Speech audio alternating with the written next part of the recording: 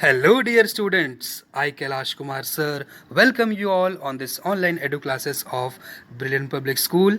In this video, we are going to begin with one of the most important and interesting chapters of English, Unit 2, Section 1, that is Can We Change This? Written by Bama. And this is the first part of our video. So, without much more delay, let us explore this chapter. First, let us know about the author Bama. Bama was born in the year 1958. She is also known as Bama Faustina Susairaj. She is a Tamil Dalit feminist, committed teacher, and a novelist as well. Dear students, do you know who is a feminist? Feminist is a person who works for the rights of women. So here Bama is a Tamil Dalit feminist. She rose to fame, means people began knowing her with her autobiographical novel Karukku, which was published in the year 1992, which chronicles the joys and sorrows experienced by Dalit Christian women in Tamil Nadu. So here is this autobiographical novel Karukku. She subsequently wrote two more novels, Sangati in 1994 and Vanamam in 2002, along with two collections of short stories, namely Kusumbukkaran in 1996 and Oru Tattvam Irumayum in 2003. In addition to this, she has written 20 short stories. So let us explore further about the story. The title of the story, Can We Change This?, describes the question asked by the people who have will to change the inferior social customs and practices due to which the lower castes have to face a lot of discrimination daily, even now in 2021 when India is a big democracy in the world. People in the remote areas are still facing these humiliation due to the continuity of these cheap practices. We all have to come together to fight for the rights of people and have to kick off these inferior practices out of our country, India. Dear students, here is one of the most important terminology, that is discrimination.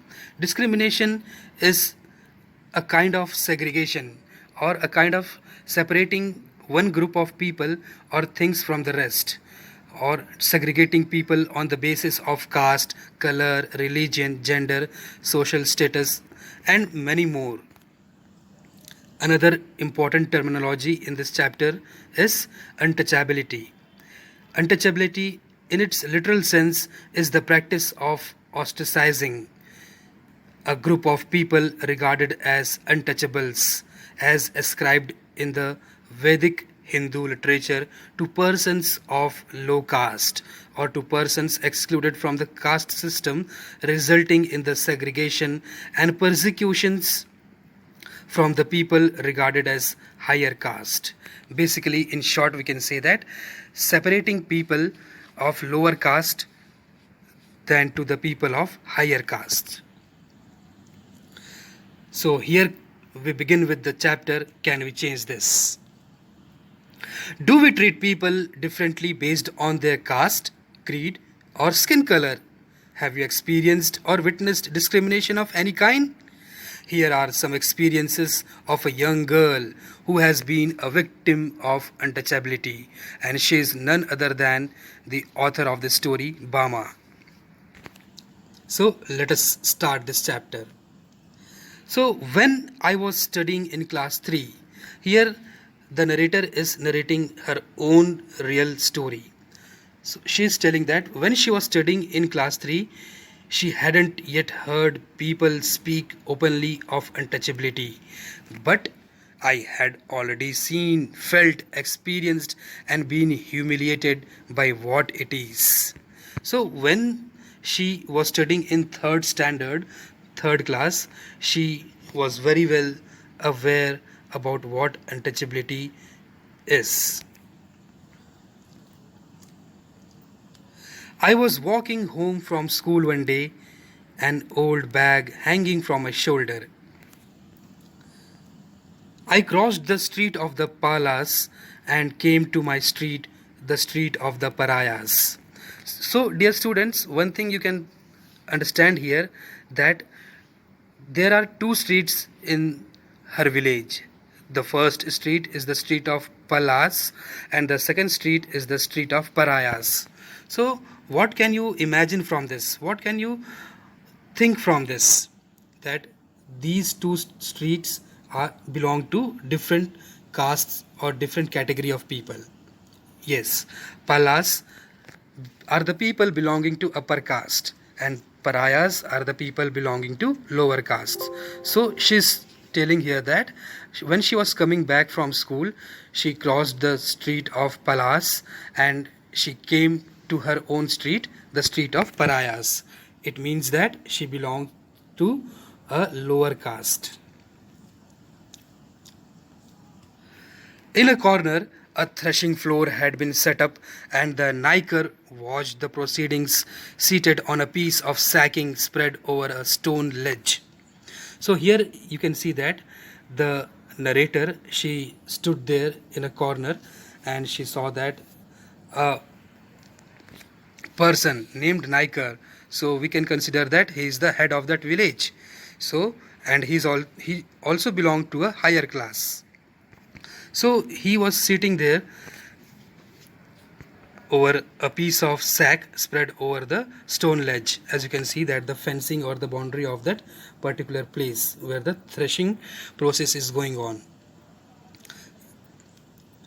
Threshing is a process to separate grains of corn, rice, etc. from the rest of the plant using a machine, or especially in the past by hitting it with a special tool. So nowadays advanced technology has come, so many machines are there, so such type of practices are not in use now.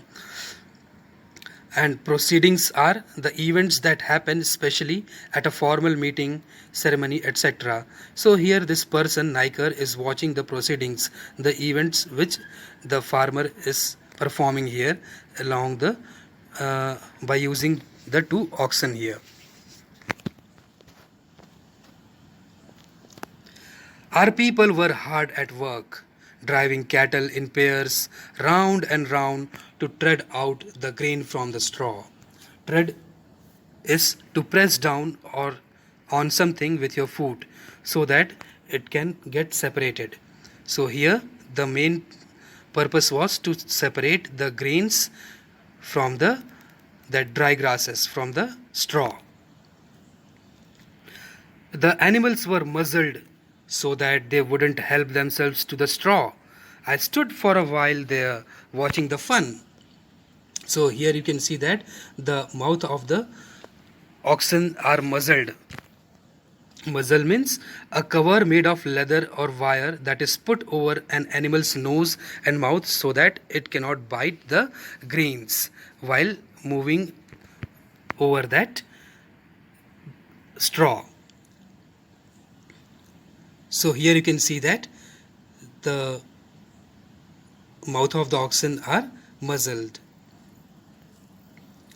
Just then an elder of our street came along from the direction of the bazaar holding a parcel. So here you can see that the person, the elder person of the street is coming towards the direction of the bazaar holding a parcel, and very strange way he is holding that parcel with the help of a string. The manner in which he was walking made me want to double up. So here the narrator is watching the whole scene. Double up means laugh so hard that one bends over. I wanted to shriek with laughter at the sight of such a big man carrying a small parcel in that fashion. So here narrator is further describing that the way the elder man was coming by holding that parcel in very strange manner, it was a very funny way, funny manner. Fashion means manner, way or style. So she is particularly spotting to that strange manner or funny manner in which he was bringing the parcel. So, what was the reason behind that? Why was he carrying that in that manner? I guessed there was something like vadai or green banana bhaji in the packet because the wrapping paper was stained with oil. Vadai is a kind of snack made from pulses, and bhaji is a kind of snack, vegetables coated with batter and deep fried. So he was holding out the packet by its string without really touching any part of the parcel itself. So she was totally amazed that how and why he was holding that parcel in that manner. I stood there thinking to myself, if he holds it like that, won't the package come undone and the vadais fall out? So she is wondering about that, why he's holding the parcel in that manner. It can easily come out and it can fall there. So let us explore in the further slides and find out the answer for this. The elder went straight up to the landlord, bowed low, and extended the packet towards him, cupping the hand that held the string with his other hand. So here you can see in the image that the elder directly straightly went to the landlord. He bowed in front of him and handed over that packet to the landlord, means that Naikar, who was sitting and observing the whole proceedings. Naikar opened the parcel and began to eat the vadais. After I had watched all this, I went home. So after observing this all incident, she directly went to home. My elder brother was there. I told him the story in all its comic detail. I fell about with laughter at the memory of a big man and an elder at that, making such a game out of carrying the parcel. Means after coming to home, she narrated the entire incident which she saw on the way coming back to home from school. But Anand, means the narrator's elder brother, Anand was not amused. Anand told me the man wasn't being funny when he carried the package like that.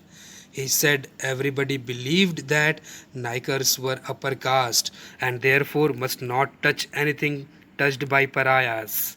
So this is the answer, students, why that elder man was carrying the parcel in that manner. It was not a funny manner, but it was a very serious manner which we all have to think of. So this was the manner in which the elder man was carrying the parcel and he handed over to the landlord, that Naikar. If they did, they would be polluted. That's why he had to carry the package by its string.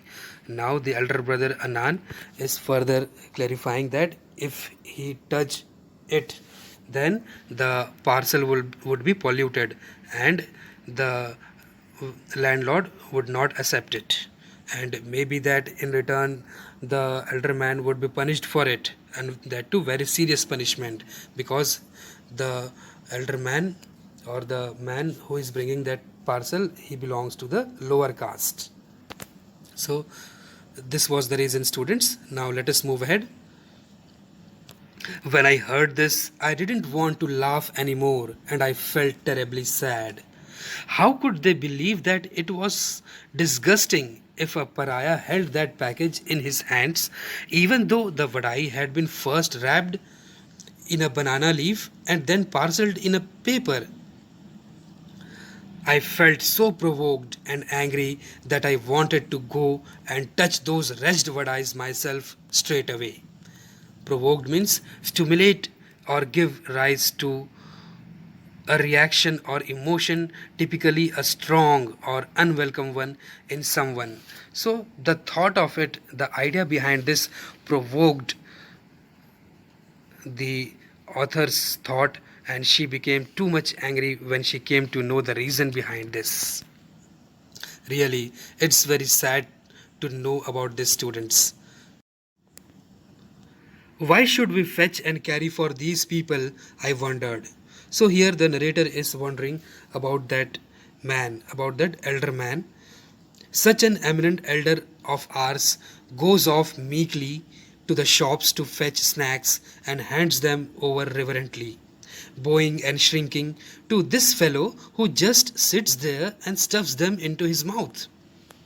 Meekly means in a quiet, gentle, and submissive manner. Reverently is with deep and solemn respect. So here the narrator gets involved in a deep thought, thinking about the entire incident, and she feels so much sorry for the elder man, that older person of the village, just because he is bound in the caste system, and that too he belonged to a lower caste, so he is bound to obey that rules of the village made by the people of the upper castes. How shameful it is. So let us move ahead. The thought of it infuriated me.